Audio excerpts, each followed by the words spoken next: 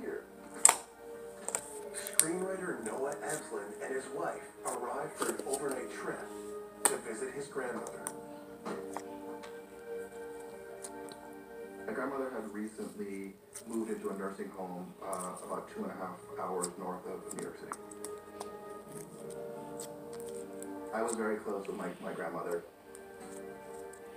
We come from a family of writers. She was a writer, her husband was a writer, and my whole life was spent, trying to emulate her. See you in the morning, Anna. So you actually stayed at her nursing home? Yeah, there was a room that was available for guests. Located close to his grandmother's room, the accommodations are convenient, but also unusual.